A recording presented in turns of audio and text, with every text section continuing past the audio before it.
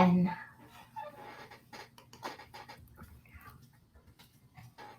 okay, I will start the session sharing then. So, welcome to Human Aspects of Software Engineering at SE4. We have six talks, one, two, three, four, five, six talks. And we start with,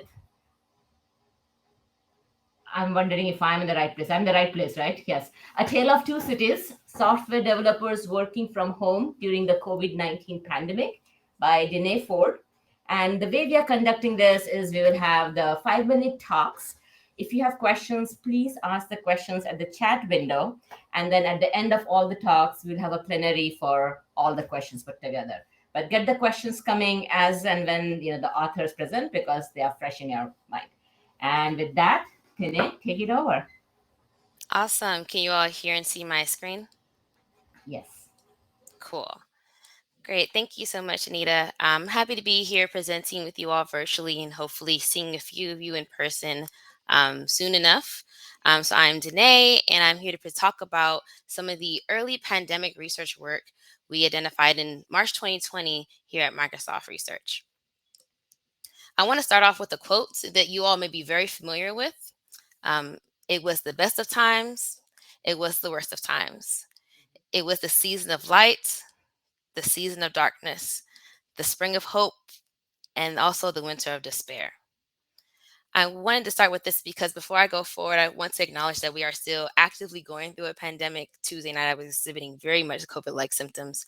Um, so, but I want to talk a little bit when I'm about remote work before the pandemic and position it as the advantages that it really did provide, such as giving you control over your identity, the flexibility over your economically stable work, and even seeing that many software companies like GitHub, Stack Overflow, even GitLab were working remotely. However, like I said before, remote work is not pandemic work. And we want to know about how these same advantages, do they still hold? To better understand that, we asked three core research questions that I'll go over today. We have four in the paper. Um, and I'm going to ask about what the benefits, the challenges folks have found, but also some of the productivity changes as well. For our methodology, again, we started this study in March of 2020. So in March 4th is when King County in Washington State in the United States, when we were asked to start working from home. By March 16th, we had our first set of surveys out to our large audience of developers, program managers, and others at Microsoft, across Microsoft. From our qualitative analysis, we identified 6 core themes, and I'll talk a little bit about those themes, how they fall across some benefits and challenges later. Following that first survey, we also conducted a second survey to get a better idea of what prevalence looked like as well. So overall, we had over 400 or 4,000 respondents. As far as productivity changes during the pandemic, we did see this trifecta, if you will, of how some groups of folks felt they were being more productive, and others were about the same. And another set of folks found themselves to be less productive. So we're starting to see this real stark difference in between how people, the same benefits for some, are also presenting challenges for others. One of the core benefits I mentioned that was we did see pre-pandemic and also now during the pandemic was the schedule flexibility, the ability to dictate how you work and where you work and not really feel like you're constrained to a clock. As well as, of course, being able to now dictate your focus and you limit seeing the types of distractions. From our secondary survey, we did see that one of the most prevalent benefits that folks commented on was this less time to commute. And another one that's significant that I wanted to call out was this better work-life balance, being able to be more engaged with how you live your life as well as the impact of your work can have. On the challenges side, we did also see that same work-life balance did be a supreme challenge for some, where that line between what is home and what is work really got significantly blurry. People felt like they were unable to be as present with their family and friends, and we know that's a big challenge because that can lead to burnout later on if you're not able to have and separate from your work. As far as challenges, we did see that one of the most significant challenges was that missing social interactions, that collaboration piece, which also became more present in our other studies looking at team collaboration as well as onboarding for new employees. So I encourage you all to check out the paper to read more about the full slew of challenges and benefits, as well as improvements that folks recommended early on in the pandemic that later on started getting adopted by a lot of other large tech companies and organizations. As I'm closing now, I wanted to also list all 6 of our challenges here. I highlighted some about that flexibility and that work autonomy, but there's several others that I didn't get to dive in deep here. And one of them being is the childcare needs is be the one I'll call out, where we did see that there was a drop off, if you will, of folks who mentioned their productivity had decreased. And those who had children had also mentioned this as well. So this is something that we didn't see a lot in the other remote work papers. However, we found it was be very important to highlight here this lack of childcare, this challenge of balancing your childcare needs with your actual work can significantly impact your productivity as well as your well-being. As is my last slide here, what I want to call out to you all is the paper that I'm talking about right now is highlighted in yellow, but we also have the team productivity collaboration work as well as the onboarding for new employees work linked there as well. And if you're interested in the most recent Microsoft studies, we have the new Future of Work report publicly available now, and you can use the link that I have posted in this slide as well. So with that, I'll close, and I look forward to your questions at the end of the talk. Thank you very much. The next talk is Individual Differences Limit Predicting Well-Being and Productivity Using Software Repositories, a longitudinal industrial study.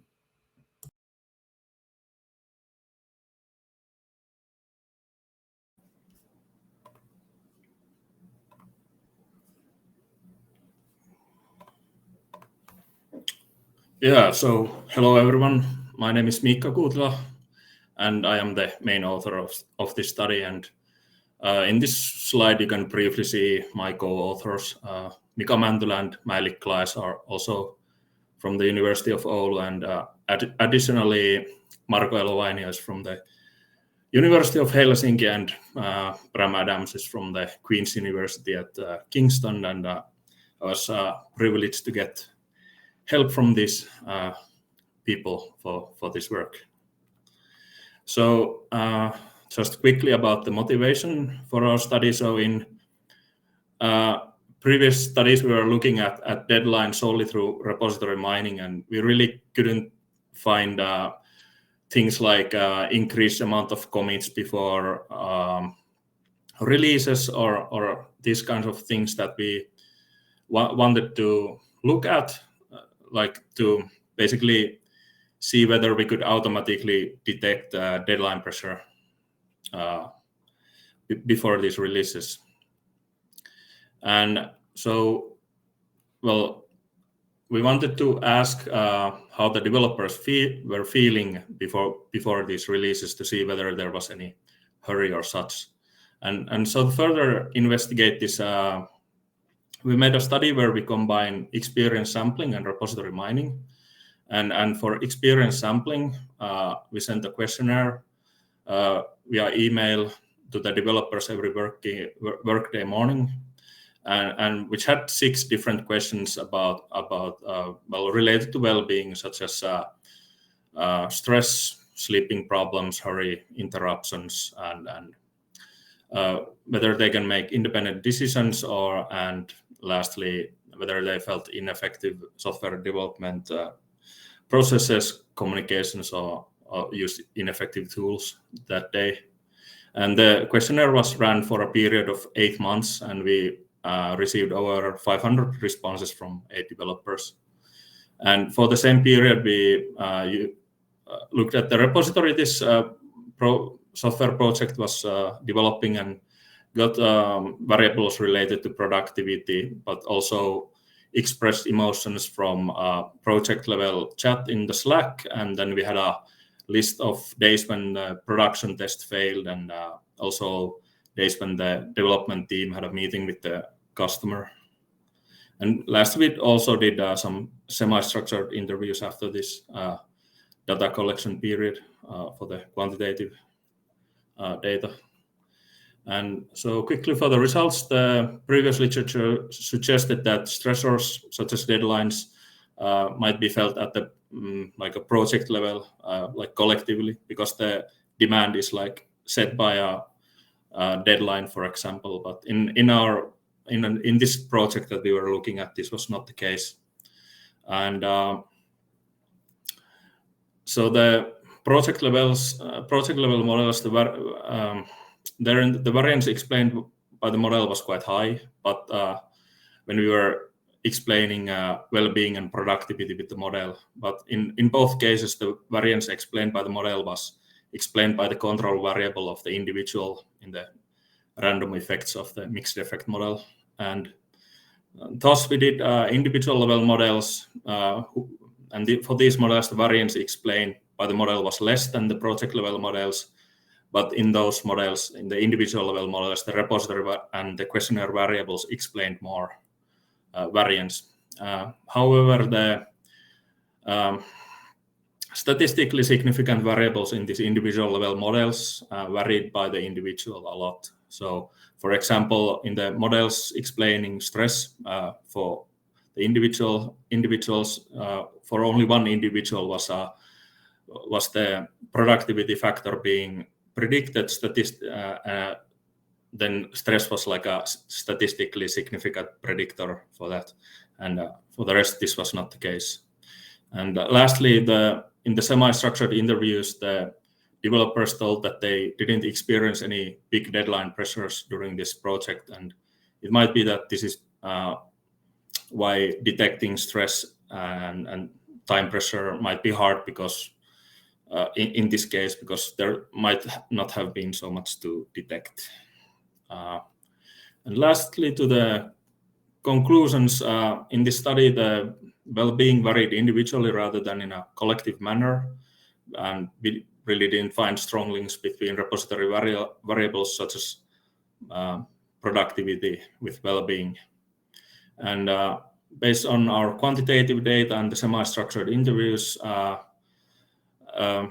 the project level instant messaging was not really connected to any negative outcomes. And we believe that this is at least in part because of the management style at the company. So the chat was not used to check on people or give out any orders, but rather it was used by the developer team. So developers for like coordination of expertise and such things.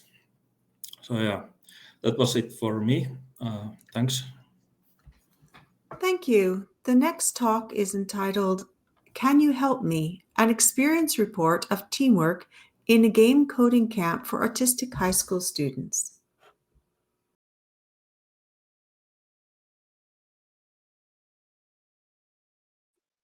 Alrighty. So let's see. Welcome to our talk about our paper titled, Can You Help Me? An Experience Report of Teamwork in a Game Coding Camp for Autistic High School Students. My name is Michaela, and I will be presenting our work today. All right. So before we begin, here are some motivational statistics about coding camps, which inspired us to start and continue our camp for the second year. Coding camps are great at fostering interest in programming and development jobs. In our research before we started our camp, we found only one coding camp that targeted the autistic student population.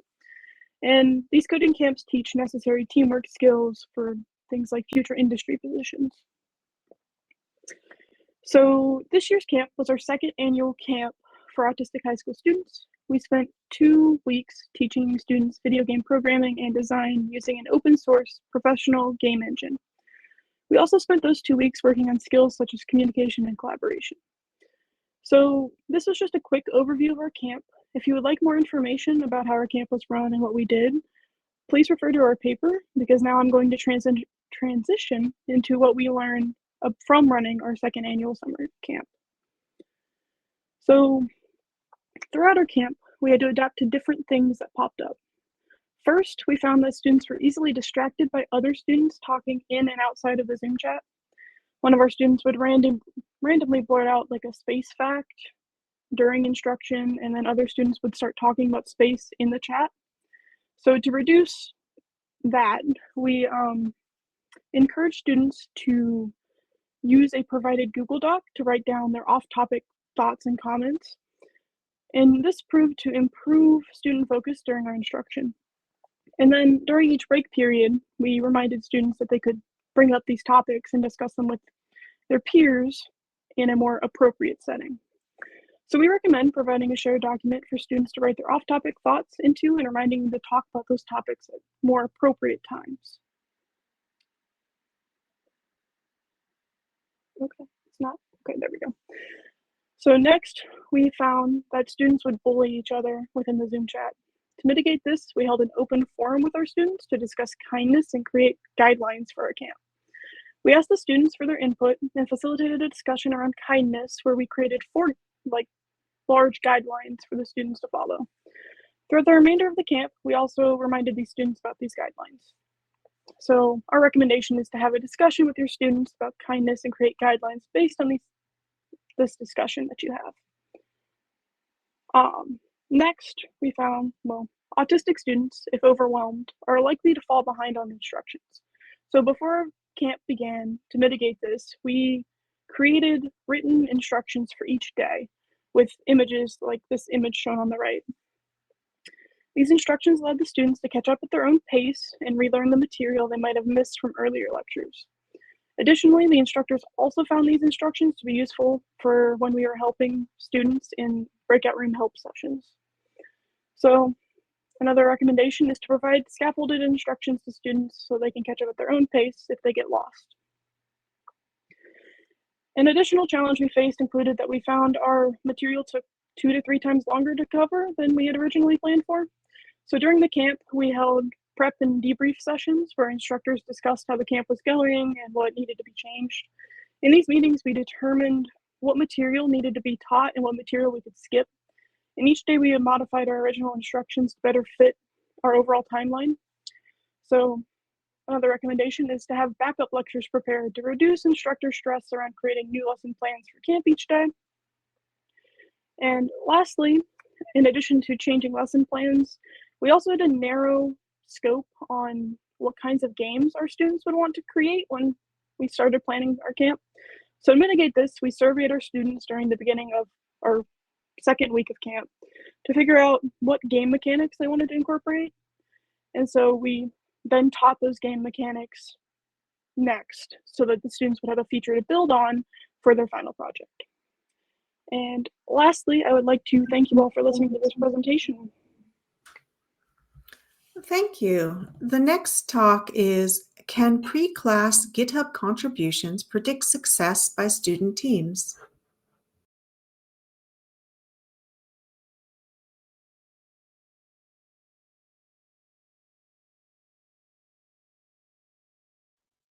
Hey, am I audible? You are. Cool. Okay, I'm gonna start. Hi, my name is Jialin. So today my topic is can pre-class GitHub contribution predict success by student teams? 2 research questions are studied in this paper. Question 1 is the success of student teams better predicted by maximum contribution of any team member or by the average contribution of all team members? Question 2 is, which pre-class GitHub contribution lead to the success of student team projects? Here are some necessary backgrounds. Our data source is a software engineering class, has been taught here at NC State University for over 15 years. This class focuses on object-oriented design and development. There are 2 major projects in this class that students work in set 3 or 4 teams. Project topic including refactoring, writing tests, and fixing sets of related bugs in the current code base, or add features to the current system, or update large piece of functionality.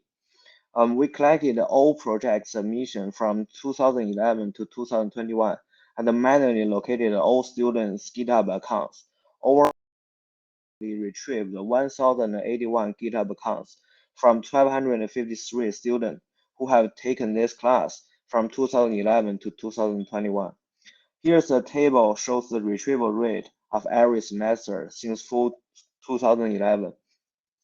We can observe a more stable and better retrieval rate start from 2016. Our final dataset only includes the semester start from spring 2016. From each GitHub accounts, we collected all user contribution metrics. This table shows all the metrics that we logged from GitHub. We don't have enough time to go through it here. Simply speaking, we include all contribution metrics that GitHub can provide in our study. We searched the school calendar from 2011 to 2021 to retrieve the exact date of semester start and end for every semester, so that we can divide all student GitHub contribution into 3 groups, namely the before, the during, and the after the class. In this study, only the before side is used for analysis. We took the average of each GitHub contribution metric we collected across all team members to model the average technical ability of the team. We also took the maximum of each GitHub contribution metric across all team members to model the maximum technical ability of the team. We then divided the 421 teams into 3 groups based on the grade they received for their project. The top groups contain the top 1/3, the medium group contain the medium 1/3, and the bottom group contain the bottom 1/3. We construct the 6 binary logistic regression model to classify the top and the middle and the bottom, and the top and the bottom. We can see that using the maximum to model a team works slightly better when we try to predict whether a team falls in top tier or the middle tier. We got a 60% prediction accuracy over the 59%.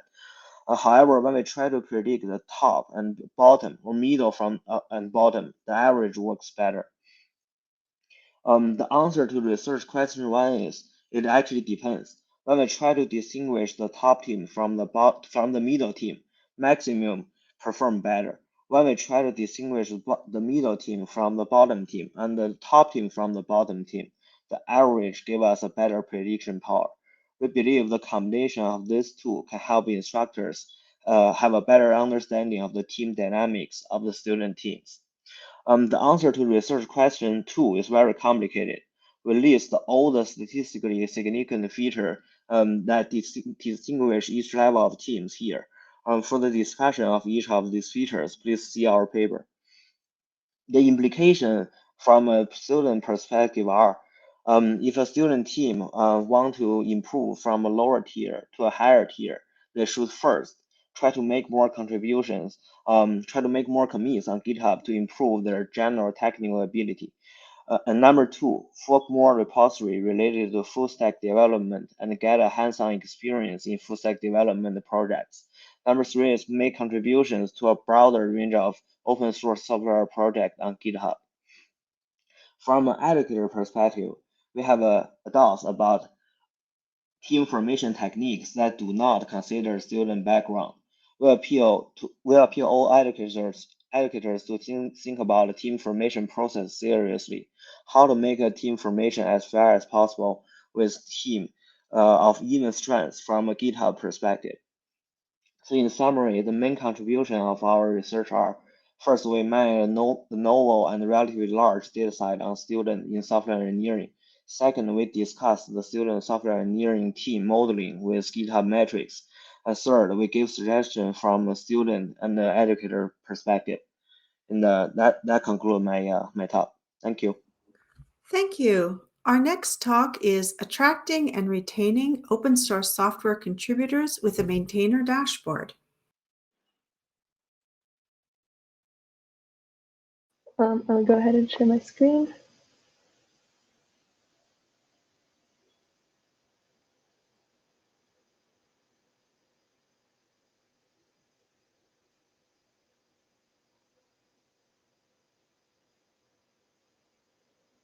Can you all see my screen okay? Good. Perfect. Okay.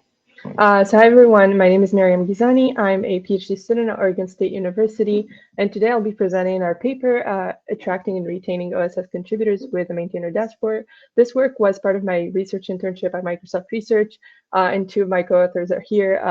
So hi, Danae and Anita. So I'll dive right into it.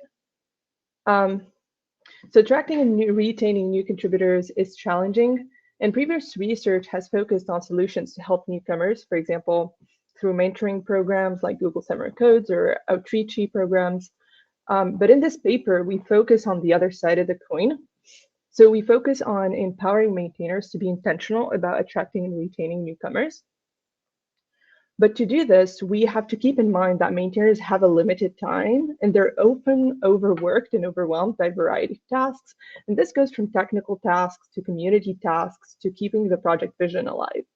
So how can we help these maintainers create a healthy, sustainable community around their project without overburdening them? So to do this, we leverage prior literature to help brainstorm and prioritize the recommendations to be included in our dashboard. We also worked closely with the GitHub team who communicates regularly with OSS participants. So the resulted dashboard, we've got the resulted dashboard design, and then we provided OSS maintainers with dashboards that were customized to their specific project, and we wanted to see how they would use it and what their feedback was on it. After interviewing them, we did qualitative analysis on the results. And I'll dive right into an example, like some of our results here. So the part about the community growth recommendations, which is about retaining new contributors. So this is what the dashboard design looked like. So here our goal was to recognize active newcomers. And first, we provide maintainers with a context and an overview of their newcomer joining activity and retention trend.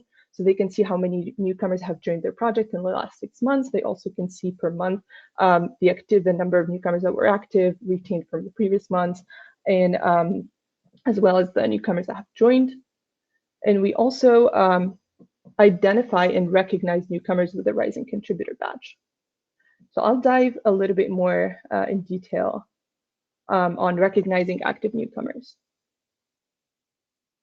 So here, when you're a newcomer, this badge recognition could be a small thing, but it makes a difference in terms of feeling appreciated and motivated. And this is particularly important as these newcomers could become the future of the project, potentially turning into core contributors or even maintainers.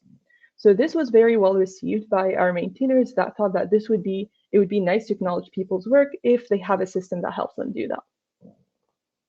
Now, they also pointed out that this would depend on the contribution model. And this is specifically important because open source is becoming more of a hybrid ecosystem with both paid and unpaid contributors coexist.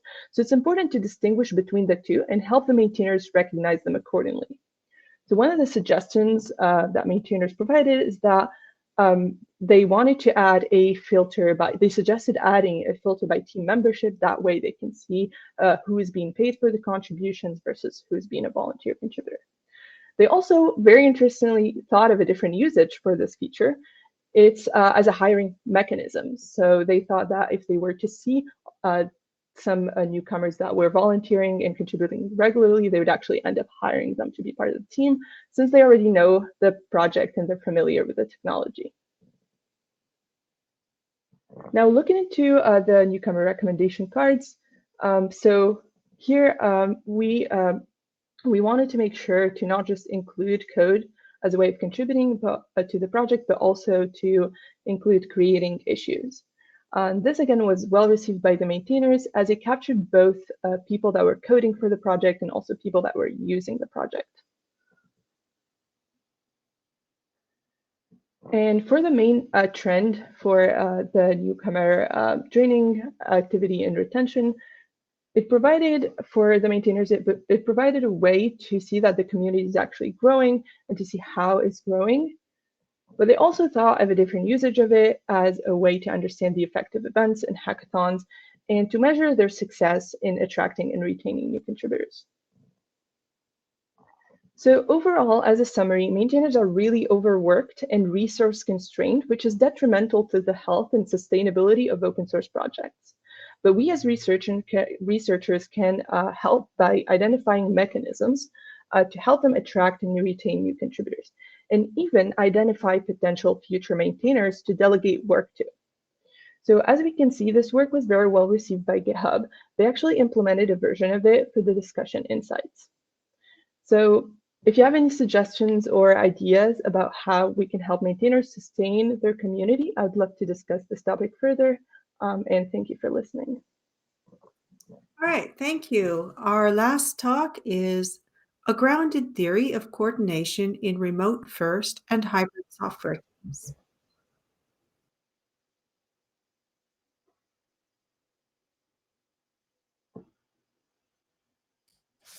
Okay, I'm already lost. Just one sec.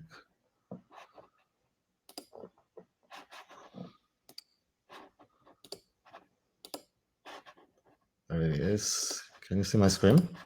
We can. Oh, okay. Although it's in presenter view at the moment. We're seeing the sidebar. I put it in a presenter view. Let me change it then to the whole screen. I'm sorry, people.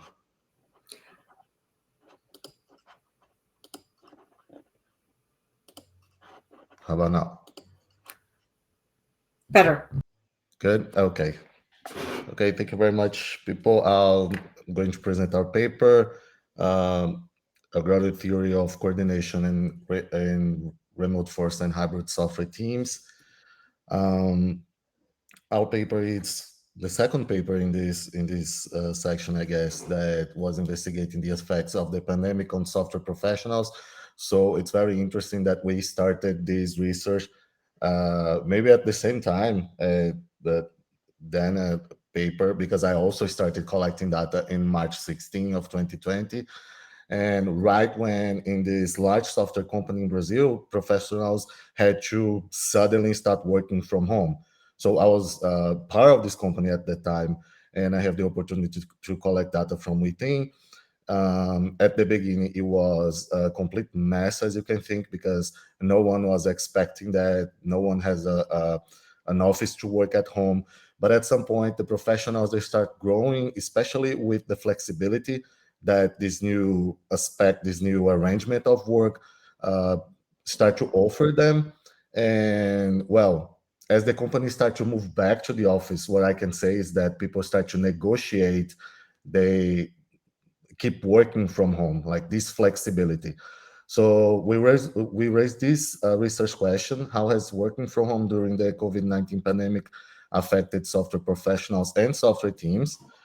And in this work, our main method was grounded theory. So we followed Glaser. And one thing that Glaser says about grounded theory is that everything is data. So this is how our data looked like. As I said, I was working in the company at the time. So I was collecting data closely from two different software projects. And this data was mostly like field notes. I was there doing the dailies. I was there doing the retrospectives. I was there doing the plannings. I was there observing and collecting what their experience every day. And we also had access to some information from the company. So for instance, if you look like in the middle, you see that we have emoticons. We had access to memes, videos, emails, and stuff, and also the sort of data that we needed to convert into text to analyze, because qualitative analysis was our main data analysis process. We had interviews with a couple of participants from that company, from the projects that I was observing, and also from other projects. We start to link and to create categories to put these categories together, to link them. And at the point that we stopped the study, when we saturated the data, the main category that we observed was software team coordination. So this is when we came with this theory of coordination in remote first and hybrid teams. This is how our theory looks like. So if we have team coordination in the center of the theory, we observe that we have some protective factors that are there to shield team coordination while these people are working from home. These are greater group cohesion and also effective coordination. But we also observed some factors that can put this coordination in risk, that can negatively affect this coordination. They are distrust, when individuals from the team start to not trust as they should in other people's work. And it comes from like team leaders starting to review too much the work or to watch people working too closely at a point that people start to lose autonomy. We have parenting, which was a great challenge that we observed. But as we also saw from the Tale of Two Cities, this is like, it has two sides because it can be either good or bad depending on the individual, the professional. And we have what we call communication bricolage that happened when some people from the same team started to create clusters, like bubbles, to work together, and the information start to get to keep in this bubble and not flow across the whole team. This was a problem that was creating problems in team coordination.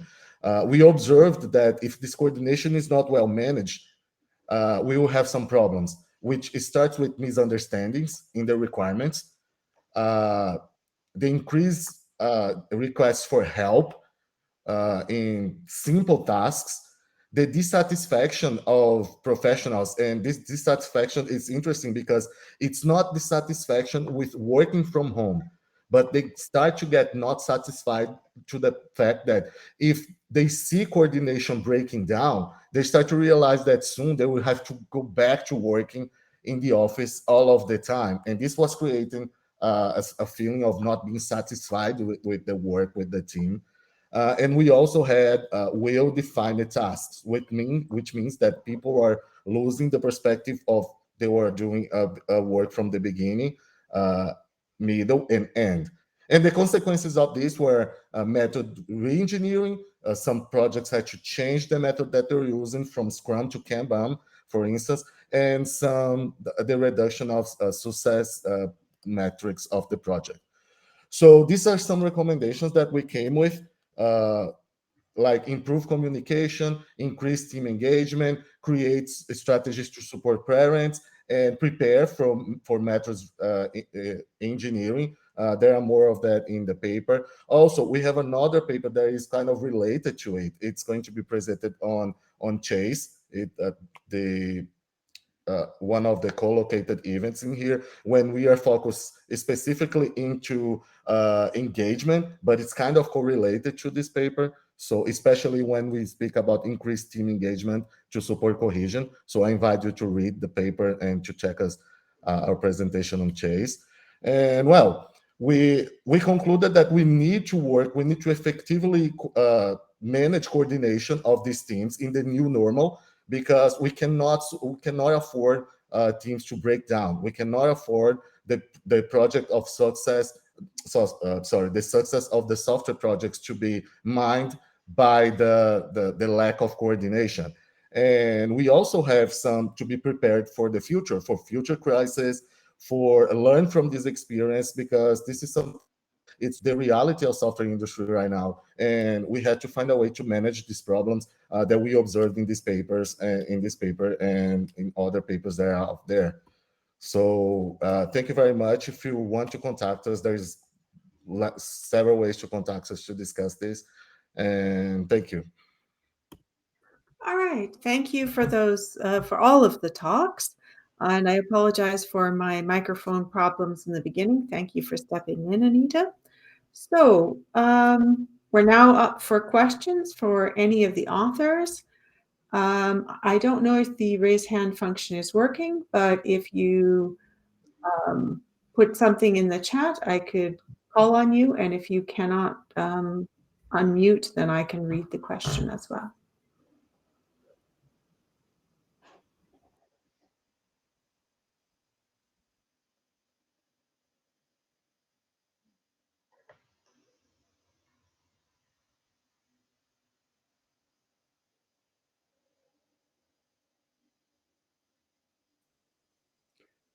Well, while we're seeing if there are any questions, I would like to ask Mariam a question about the maintainer dashboard. I was wondering, as you know, I'm very interested in episodic versus habitual contributors. And I was just wondering if there was any differentiation based on how active people were, and if that was in any way helpful in retaining people to know that. Yes, so that's a great question. Like when we looked at this, we were thinking, okay, so how are we recommending these newcomers? And one thing we wanted to do is to capture multiple ways of contributing, and we did we wanted to capture both the commits and the issues and the PRs.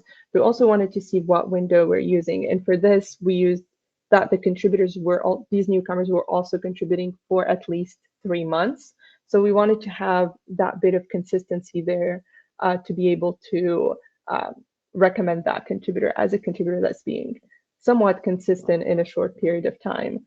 But it would be interesting to see the effect of maybe recognition or some sort of acknowledgement of a drive-by contributor, and would that affect them coming back and contributing more, for instance.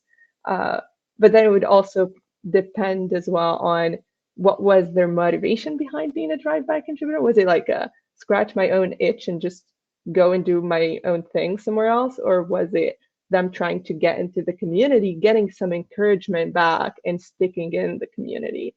So that would be an interesting thing to look into. Thank you. So it looks like we have a few questions in the chat. And I have a question. I think that I was speaking with my mic off. You can hear me? Can you hear me, guys? Yes. Oh, okay, great. So my question is for Danny. I don't know if this is how I say your name, because I used to call you Ford when I cite you in my papers. Danae or Ford Danae, are fine. okay, Both perfect. are fine. Oh, my question is about productivity. I know that in your paper you collected some data about productivity. I also had some data when I was running my study, but I would like to know if you always addressed or saw coordination as something good. No, sorry, not coordination, productivity. Was productivity always good when you were investigating the pandemic? That's a good question. I think it kind of hints at one of my points I was starting to mention towards the end of the talk, which was that productivity, that high productivity that we did see, and this is the intersection between some of the GitHub repository reports as well. Looks great on paper initially, right? But those high productivities can also be, did bring a lot of caution around the people at Microsoft about what burnout will look like, right? So I could talk a little bit about some of the things that Microsoft started implementing during the pandemic, earlier in the pandemic, such as mental health work days. So we started doing, everyone at Microsoft got 5 additional work days to, in addition to your sick days, right, to do something else, right? We're at work, at home, or wherever folks are working from, but we wanted to kind of put things in place to force people to disengage from work, right? So that was a good sign that, that really indicates that Microsoft, and I can't speak for all of Microsoft, but I know I have that hat on right now. But that was a good sign that they were being mindful of what impacts it would have later on. Because I think a lot of the researchers on the empirical research side were all kind of cautious of that when we started seeing a lot more activity as far as pull requests as well. So productivity is a great thing, but we were also, too much of a great thing is never really good. Yeah, my question regarding this is that because I collected some data of people being annoyed about the productivity, but in a way that they were working too much because they wanted to show that they were still good for the company, and at some point it was negatively affecting their well-being. So this is something that I still want to explore in the future, maybe. But yeah, I was just curious about if you noticed the same thing. Thank you. It looks like we have 2 more questions for you, Danae, in the chat. One is, Interesting work, thank you. Do those benefits and challenges remain in the same order of importance over time, assuming that remote pandemic work continues? This is a good question. This is a good session full of good questions. So I would say that, and maybe I should share my screen so people can see the order of challenges too, so they can see what I'm speaking towards. Screen, share, and hopefully I am sharing the right slides. Present. Okay, cool. So I'm assuming this is the ranking order of the benefits and challenges someone may be mentioning. I would say that for this one, actually for this page, the prevalence is what's ranked them here. So the prevalence of the benefit of commute was high on the list, but we didn't see a significant delta in change in productivity. But I would say that this persists because anecdotally, going back into office now, there have been folks who have been joining in person. We are now at stage 4 in Washington State and Microsoft, or stage 6, where folks are coming into office. There have been less people physically in office. So there's been a lot of folks trying to figure out how you can create some excitement to get people there.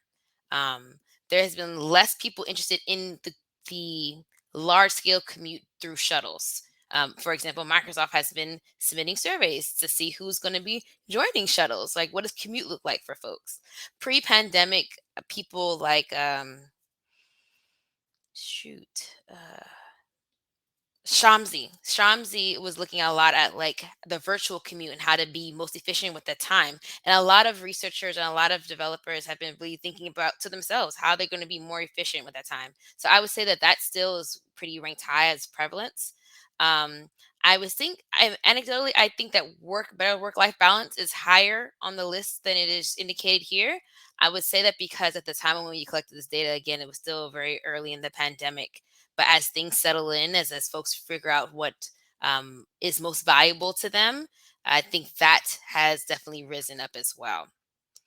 I don't know if the question also asked about challenges, but I would say that the missing social interactions, which is also ranked high on the list here as well, in the top C1, is also something that was prevalent in this survey and in our follow-up surveys I mentioned before about team productivity specifically and onboarding new employees, so new developers, where they found out that social interaction with their team, the ability to be by the water cooler and learn from one another in passing was critical in just forming bonds, being comfortable asking for help, especially as a new employee, for example. That's really important to do. So I would say that some of those still persist at the top, but others are definitely rising up. So there are several more questions for Danae, but I want to make sure we get a chance to ask some of the other authors. So you have a question for Michaela, I believe. Yes, it sounds like that's my cue to read it out loud. So great talk, Michaela. So on the lessons learned slide, or lessons learned section in your paper, you talked a little bit about preparing these pre-recorded technical lectures. And I think this is an awesome idea, but I know that several academics have also struggled with people's engagement in the actual lecture itself, right? I know there's always going to be some all-star students who complete it and then are kind of sitting back because I already did it. How do you keep those types of students engaged? And is there different strategies when you're focusing on autistic students? So for our camp, we use the technical videos as help, like additional help. We didn't use them for lectures, which is what we're planning for our third iteration of CAM. As for engagement, we are looking into different ways, since camp is going to be video based, we are looking into different ways to keep them engaged.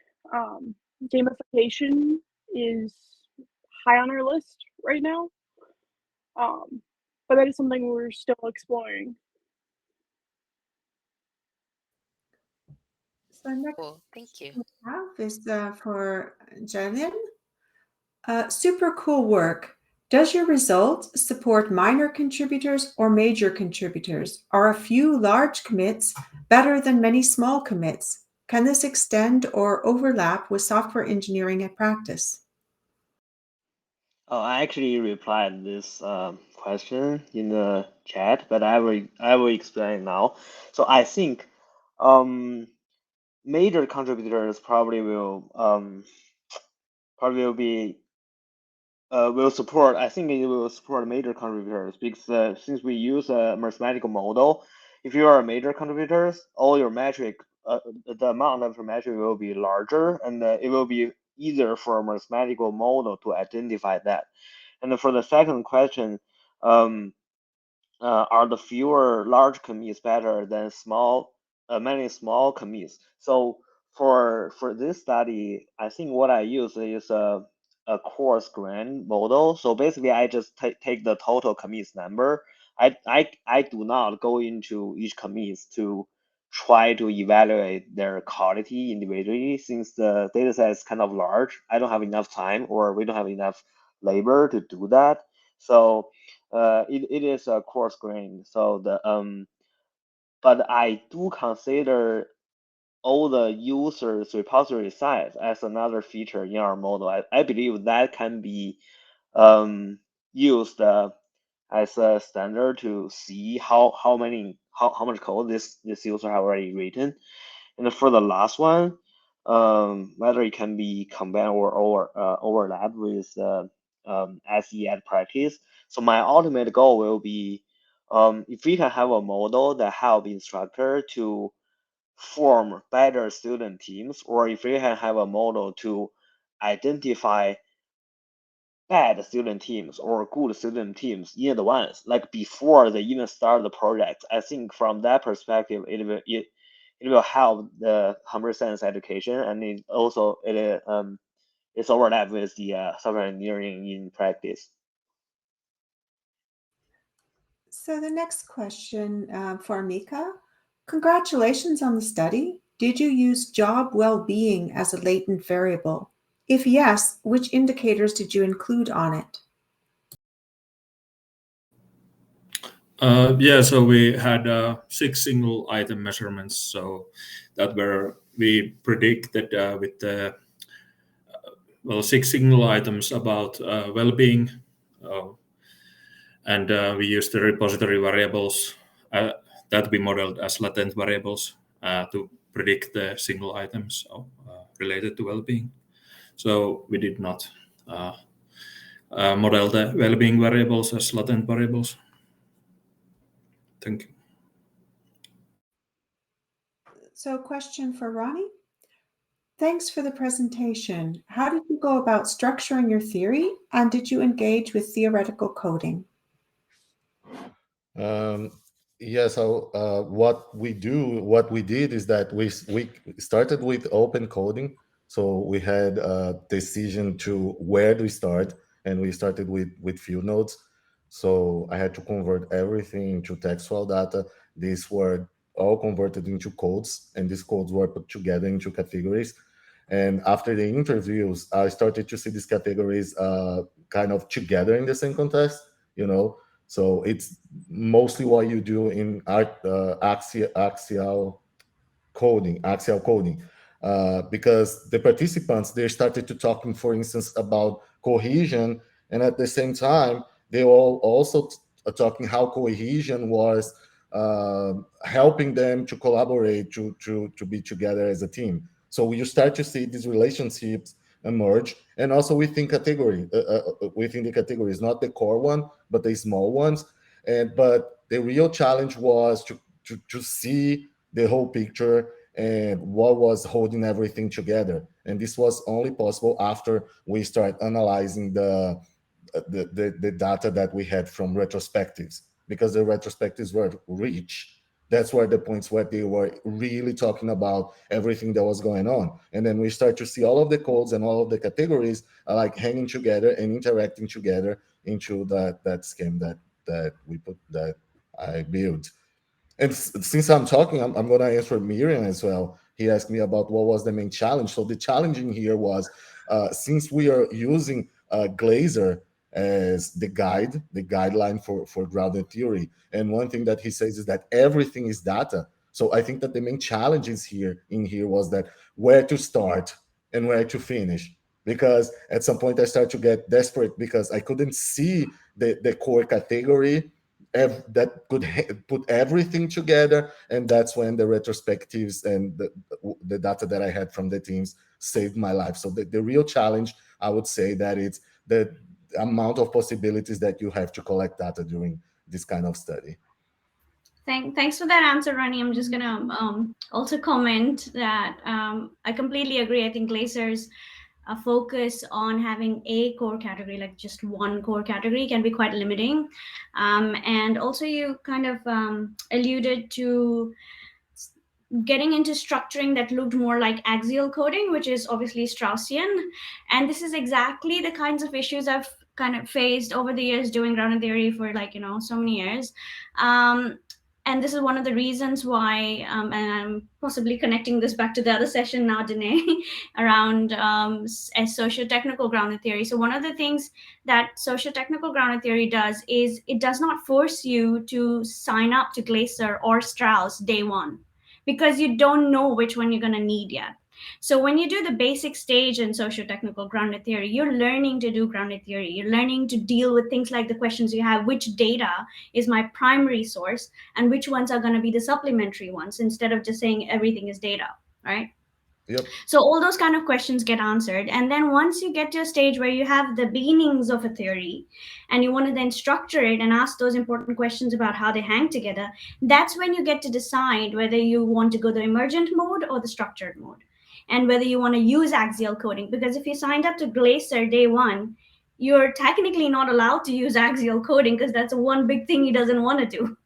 So yes, anyway, these are like the nitty gritties of, I guess we can take it offline, but it's really fascinating. And well done, and congratulations on your nomination. That's super. Thank you, Rashmi.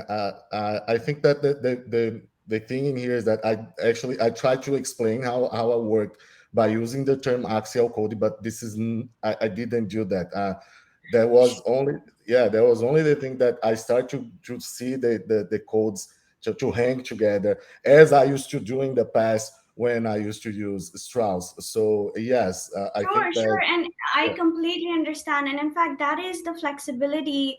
As researchers, we want to continue in a study. We don't want to have to sign up day one and not ever be able to go back. And this is exactly why I suggest that you decide on the mode of theory development later on.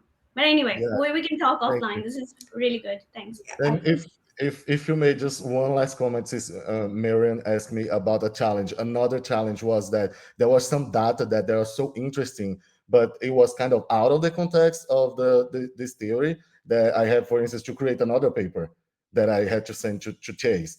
And this paper will lead to my next study. So, well, it keeps coming and coming, and sometimes you do like, okay, I gave up.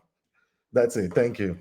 So excellent session. I think we have time for one last question. I have one here for Danae. And how do you see these benefits and challenges affect the hiring process, perhaps taking into account individuals' preferences and productivity needs? I think this is a good question.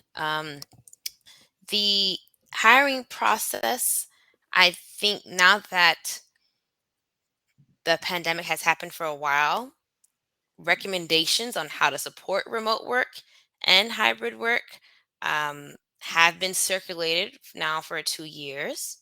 I think a lot of applicants and candidates are becoming hyper aware of organizations and companies who claim to be supporting hybrid work and then may not, right?